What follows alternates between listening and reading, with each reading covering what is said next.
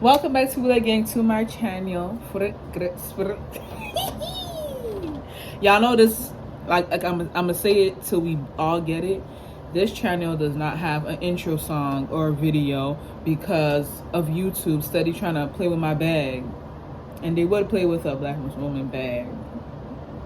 But y'all, so I am in Richmond, Virginia.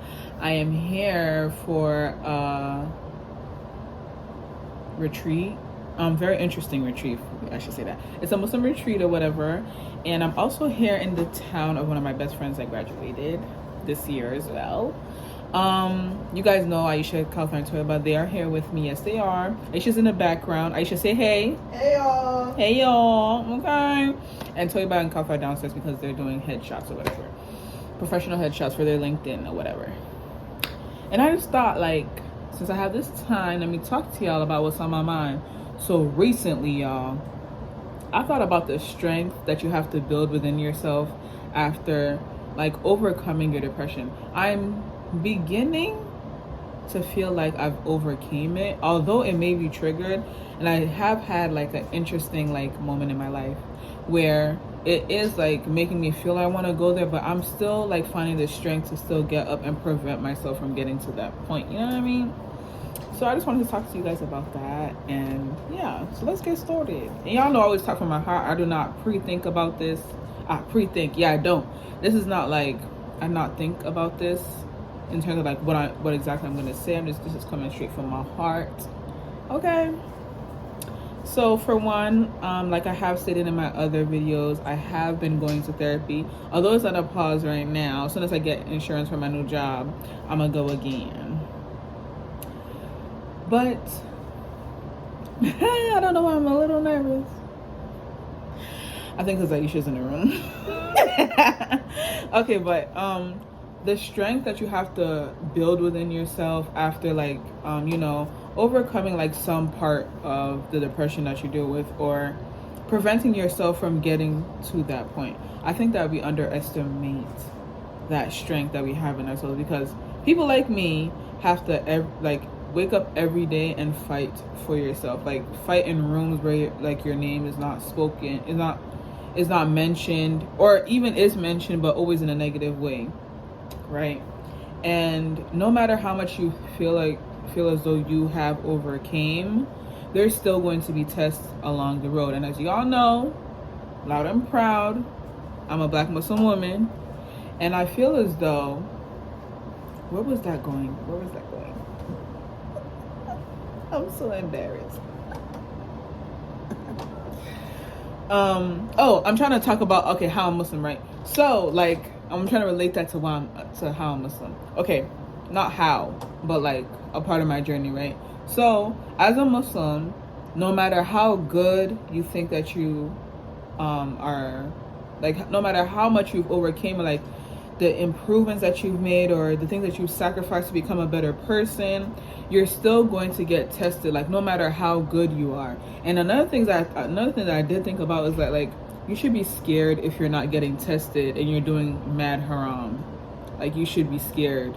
And that's something that came on my timeline, and I thought about it. I mean, not to say like anyone is perfect, not even myself, or like you're a scammer and you're living a good life. I would be scared.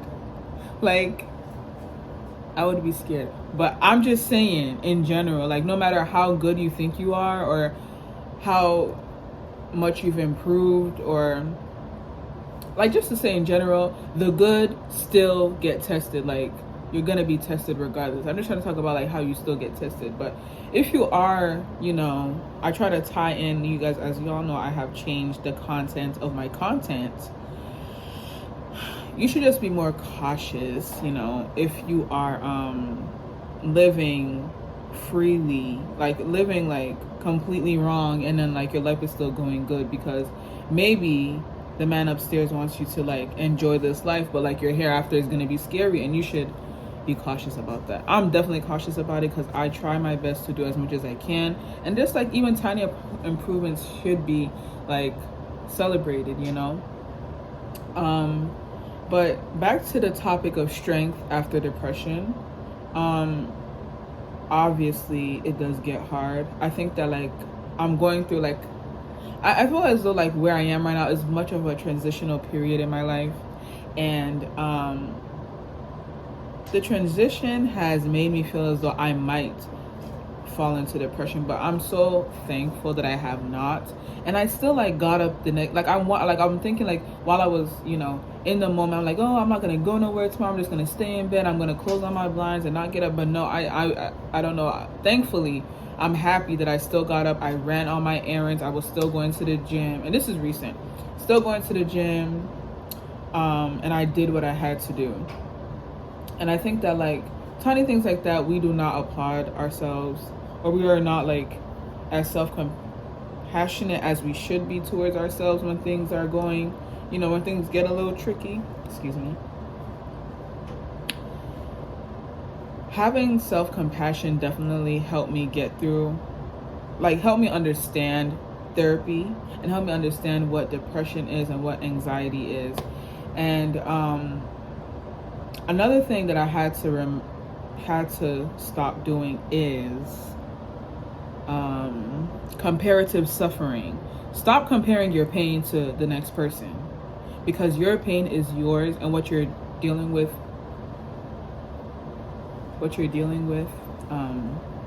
is valid. Yeah, that's what I was looking for.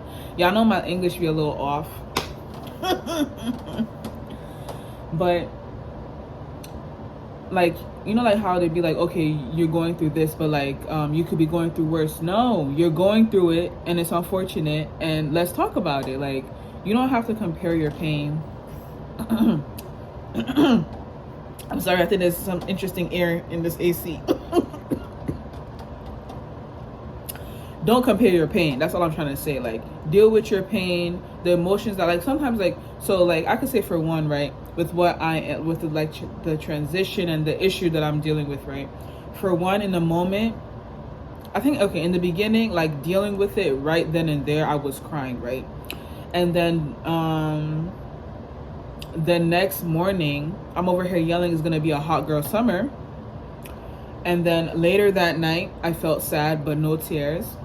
And then yesterday, when I was in the airport, I saw something, and then it made me sad. So, you know, like dealing with the emotions that you feel right then and there is very important. Don't push your emotions to the side. Deal with them, because that's how it comes up, like a build up of emotion. Then you just lash out or you break down, and you don't want that for yourself. I think it's important that you like deal with yourself in the moment. Like, you have to excuse yourself, deal with yourself in the moment. And then like this morning when I woke up for Fajr, I was so sad. I was praying and I got like mad emotional. I started like throwing a little fit or whatever, praying about the situation. But right now, how do I feel about it? I'm still sad, but like it's not a sad that's like bringing me down. And another thing that we also need to understand is that like every human deals with depression. It could be short-term depression in terms like, oh, I'm just sad, I'm depressed, you know. But long-term depression, capital D depression, is when you are hopeless. And one thing for me right now, I'm so thankful. I am hopeful. I am hopeful that I'm going to get through this and the results are going to be in my favor. And the people that are trying to bring me down are not going to win. Allah is going to humiliate them, inshallah. I mean, okay. So, like I said, building the strength. If you have built the strength, or you're looking to build the strength, first and foremost, you should be happy, for one, that you're identifying what is going on with you, and you're dealing with what is going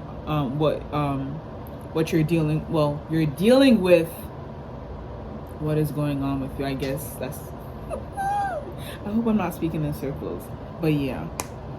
And self-compassion. Be self-compassionate. Like, okay, you are doing haram, just the tiniest improvement could just grant you Jannah. You don't know. Like, that's another thing too. We underestimate Allah's mercy, and we take so much of that guilt and prevent ourselves from getting to a different point in our lives. Be self-compassionate. You know, forgive yourself for whatever it is, forgive others, and try to move on and make those tiny improvements. What else did I mention? Comparative suffering. Your pain is not more valid than the next person's pain just because they're going through more than you think or more than you know, your pain is just as valid as anyone's pain. Last but not least, what else did I talk about? Yeah, I think that's all the topics I covered. Finding the strength and dealing with the emotions that you have in the moment. So that's a topic that I thought about on the plane. I've been thinking about it these past 2 nights, and I was like, let me share with my Taweelah fam bam. That's new. I think that we should change it because this is a new era. It's not Taweelah gang no more. It's Taweelah fam bam. Okay. Aisha, what do you think about Taweelah fam bam? Sure. Okay. And yeah, so I hope you guys have an amazing rest of the week. And I'm going to upload this right now so I don't forget and I don't ignore my YouTube channel. And we're going to get a bag. We're going to get to 10K soon and we're going to get to the bag. Okay, child.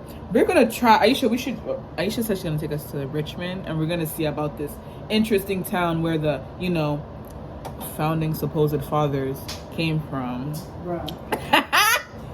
All right. And low key, this place do look like Newark. This looks like Route 22 right here.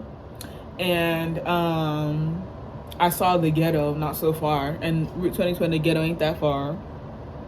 But like, comment, subscribe so we could get to the bag together, and leave comments and I will respond. Okay, ciao. And I'm about to say assalamu alaikum.